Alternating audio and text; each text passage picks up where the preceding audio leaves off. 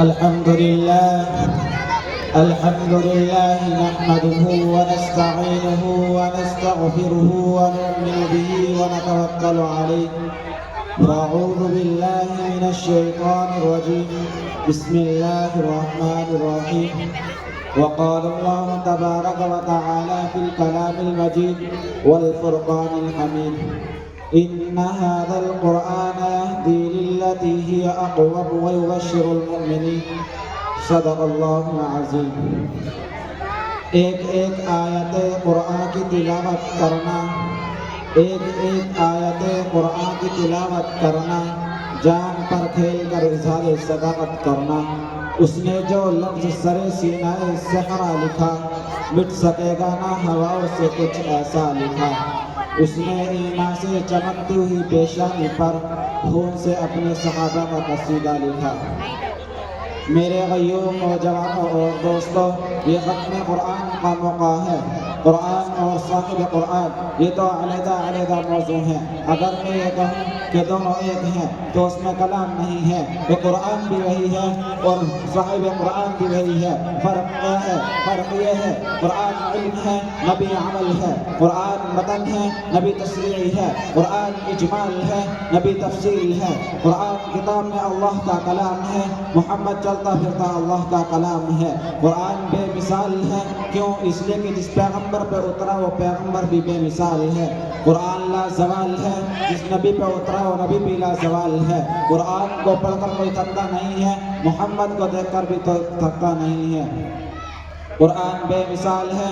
اور ایک اور بات کہتا ہوں، قرآن لاریب ہے، اور یہ لاریب میں نے نہیں کہا، خود قرآن کہتا ہے کہ میں لاریب ہوں۔ قرآن کھولو، قرآن نے سب سے پہلے یہ کہا کہ لوگوں مجھے پڑھتے ہو تو بتاؤ میں کون ہوں۔ میری تعریف پوچھنے سے پہلے مجھ سے پوچھو میری حیثیت کیا ہے۔ یہ قرآن کہتا ہے کہیں ایسا نہ ہو کہ پورا قرآن پڑھ جاؤ، بعد میں پتہ چلے یہ تو بدل دیا گیا تھا، بعد میں پتہ چلے یہ تو شرابیوں نے لکھا تھا، بعد میں پتہ چلے اس کا تو سارا حصہ بدل دیا گیا، بعد میں پتہ چلے اس کے تو کئی حصے نکال دیے گئے۔ اس لیے 114 سورتوں میں جو پہلی سورت ہے، پہلا لفظ ہے الف لام میم، پڑھنے کے بعد قرآن اپنی حیثیت کو متعین کرتا ہے تاکہ پہلے میری حیثیت کو پڑھ پھر آگے چل، تاکہ کوئی باقی نہ رہے۔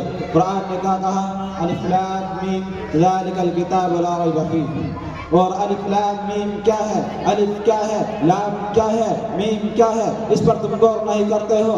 الف سے اللہ ہے، اللہ نے فرمایا میں بھیج رہا ہوں۔ لام سے جبرائیل ہے، جبرائیل نے کہا میں لا رہا ہوں۔ میم سے محمد ہے، محمد صلی اللہ علیہ وسلم کہتے ہیں میرے سینے پہ اتر رہا ہے۔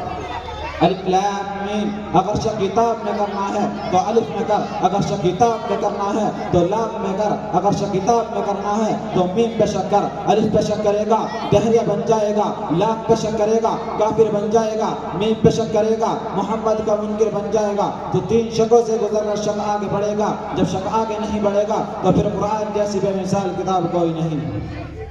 اور مجھے کہنے دیں کہ اللہ نے محمد اور اپنے درمیان واسطہ جبرائیل کا کیوں رکھا؟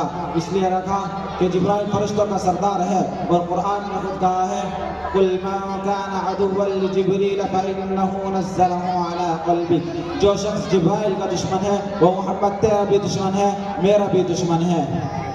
اللہ نے کتنے وضاحت کے ساتھ فرمایا الف لام میم ذالک الکتاب لا ریب فیہ، اس کتاب میں کوئی شک نہیں ہے۔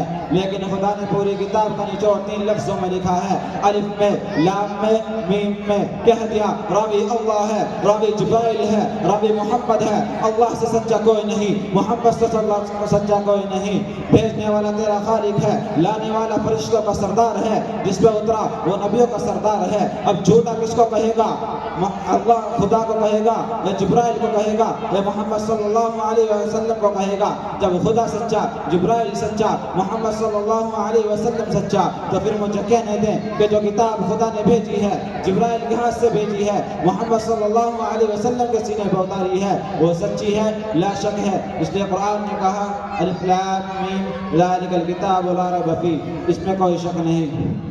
یہ آغاز کیوں کیا؟ خدا کو پتہ تھا کہ سارا قرآن صحابہ کی شان میں ہے، اس کو جھٹلایا جائے گا، اس کو جھوٹا کہا جائے گا، اس کو برا کہا جائے گا، اس کو شرابیوں کی کتاب کہا جائے گا، اس میں زبر زیر کی تبدیلی کے لیے کہا جائے گا۔ میں آج عرض کو فیصلہ کر کے بھیجوں گا کہ اے لوگوں، الف لام میم ذالک الکتاب لا ریب فیہ، جس طرح مجھ میں شک نہیں، جبرائیل میں شک نہیں، محمد میں شک نہیں، اسی طرح اس کتاب میں شک نہیں۔ قرآن میں کیا ہے؟ قرآن میں 18,000 علوم ہیں۔ وما علینا الا البلاغ۔ ماشاءاللہ، بہت اچھے، بہت خوب۔